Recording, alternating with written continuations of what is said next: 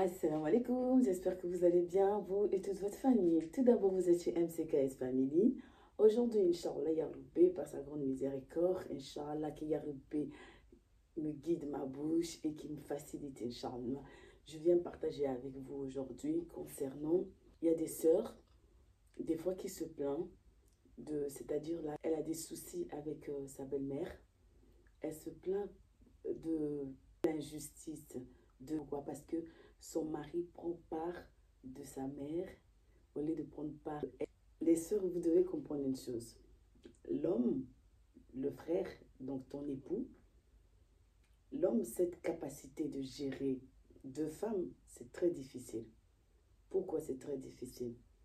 Parce que notre prophète, sallallahu alayhi wa sallam, il ne parlait pas de son propre chef, hein. Il parlait par de ce que le prophète lui donnait comme conseil. Ça venait d'Allah. Parce qu'il ne parlait pas de son propre chef. Ça venait tout ce il disait, tout ce qu'il inspirait à dire à la communauté, au monde en général. Subhanallah, ça venait d'Allah, ça venait pas de lui. La bouche du prophète subhanahu wa ta'ala a été guidée par Allah. L'islam dit que tu peux prendre 4 épouses, jusqu'à 4 épouses.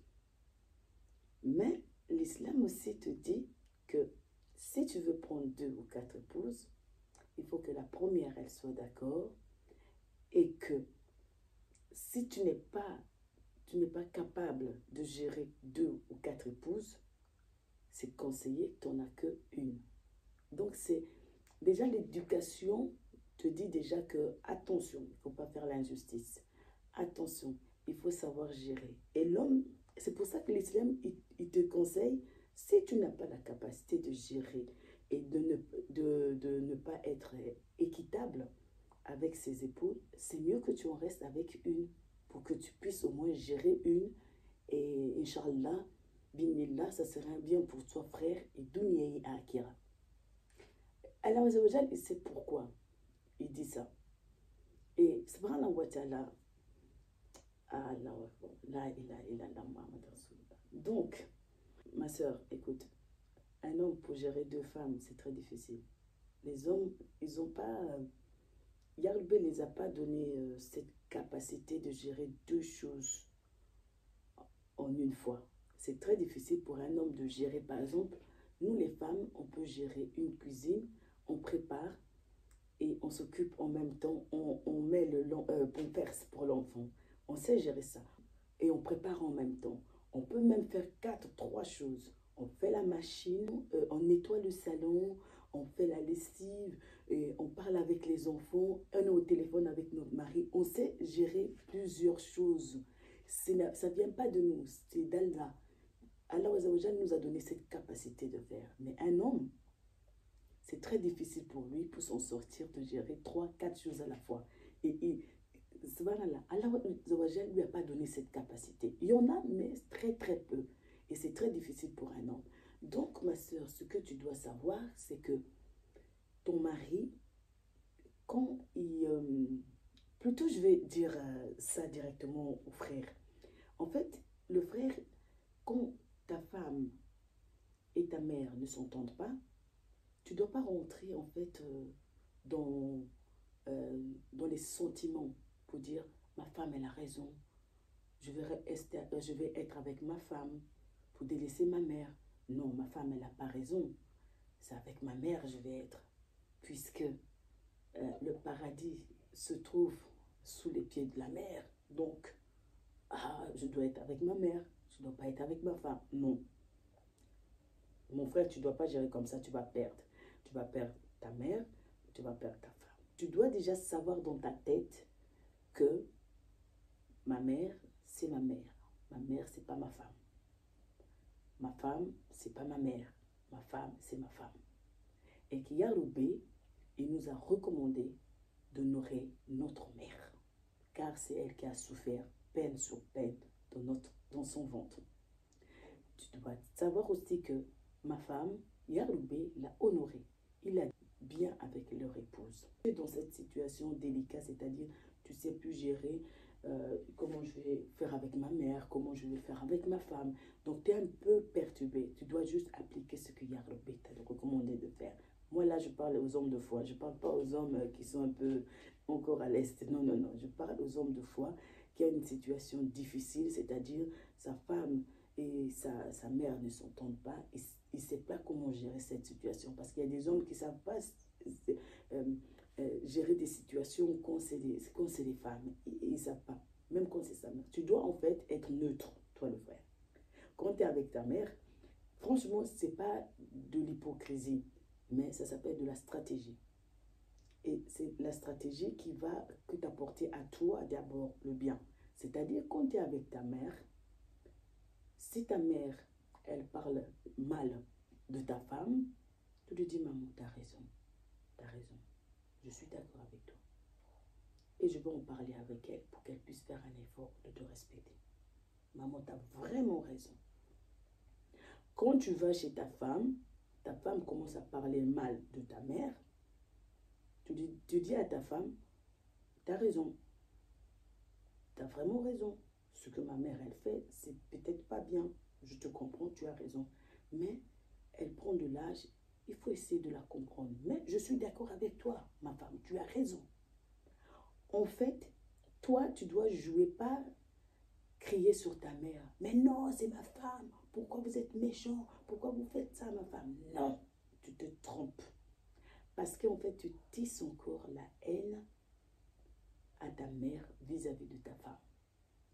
Et quand tu es avec ta femme, tu lui dis, tu as raison. Ma mère, ce qu'elle fait, c'est pas bon. Non, c'est pas bon. Inch'Allah, Yarbé va l'aider. Mais tu as raison. Donc, je vais parler avec ma mère, qu'elle ait fait un effort. Toi, l'homme, tu dois jouer comme ça.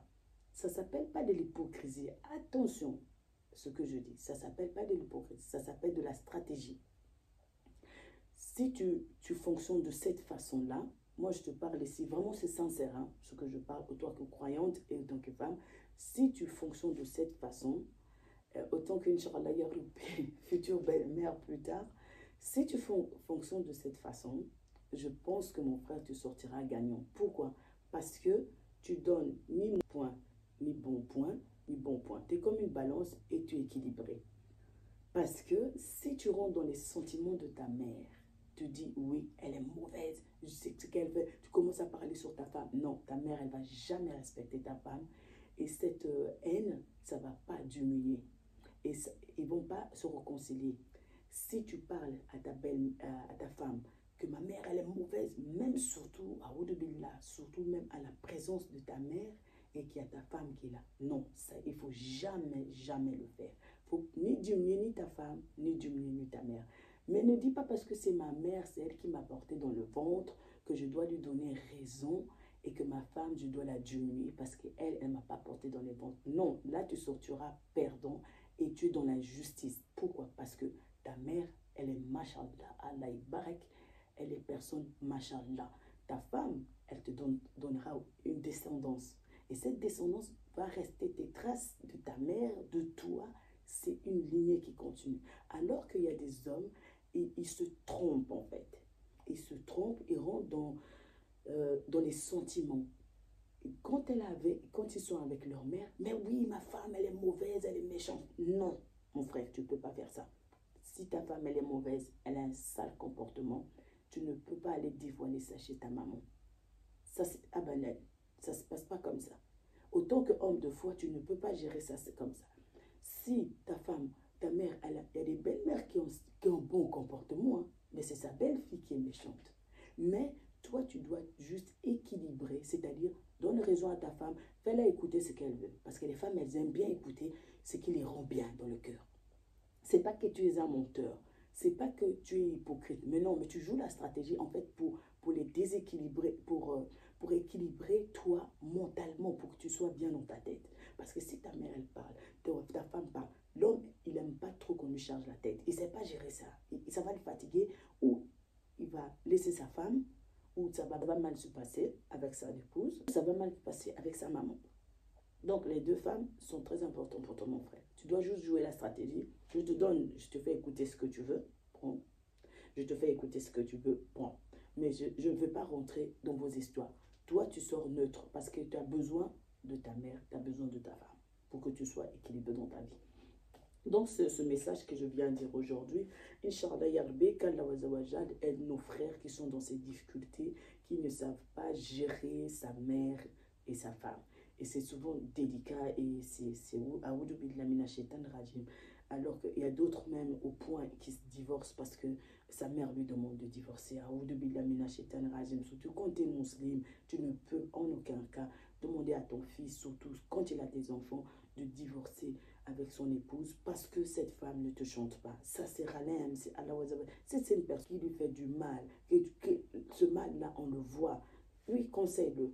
Mais une personne qui te fait rien du tout, tu ne peux pas demander à ton fils, quitte cette femme. C'est Ralem, ça se fait pas. C'est Ralem, c'est Ralem. C'est une personne qui n'a pas compris c'est quoi l'islam. Ces belles-mères-là, il faut qu'il y ait les aides. Et les belles filles qui font du mal à leur belle-mère, qui y les aides parce que ça cause du tort, vraiment du tort aux frères. Et des fois, les hommes, ils ne sont pas bien. Tu vas voir que ton mari n'arrive même pas à manger, même pas bien causer avec toi, parce que sa mère lui charge dans la tête. Il finit là-bas, miskin, et il vient chez sa femme. Sa femme lui charge. C'est quoi ça? C'est du désordre. Le désordre vient, c'est le frère de Shaitan. Donc, toi, le frère, fais plaisir à ta mère pour lui faire écouter ce qu'elle a envie d'écouter. Fais plaisir à ta femme pour lui faire écouter ce qu'elle a envie d'écouter. Le vrai conseil très pointilleux, mon frère, ne dis jamais à ta mère qu'elle a tort et que ta femme, elle a raison. Non, non, jamais. C'est-à-dire, tu dois dire à ta mère, oui, tu as raison, maman. Tu as raison. Ce que tu dis là, tu as raison. Et je vais lui parler, elle va faire un effort. Inch'Allah, qu'elle te respecte. Quand ta femme te dit, ta mère, elle est mauvaise, elle est ceci, elle est cela. Toi, ta femme, oui, tu as raison. En fait, il faut leur faire écouter ce qu'elles ont envie d'écouter. Parce que les femmes, elles aiment bien parler et elles aiment bien mettre des insufflations dans la tête de leur homme. Et là, tu as en fait partagé l'homme et tu es déséquilibré. Tu ne sais plus quoi faire. Donc, mon frère, le dit autant que musulman, humblement, tout simplement. Et je dis ça parce que j'entends tellement les sœurs qui se plaignent. Ma belle-mère, elle est mauvaise, mais mon mari prend part de ma belle-mère. Ça attriste l'homme, en fait. L'homme, lui, il n'est pas heureux. Le frère, il n'est pas heureux. Toi, fais écouter ce que ta femme, elle veut écouter, donne-la. Fais écouter ce que ta mère, elle veut écouter, donne-la. Et c'est tout. Et tu sortiras gagnant, Inch'Allah, Ya Rabbi. Et j'espère que le message a été compris et que Ya Rabbi nous aide et nous facilite dans nos couples, Inch'Allah. Assalamu alaikum.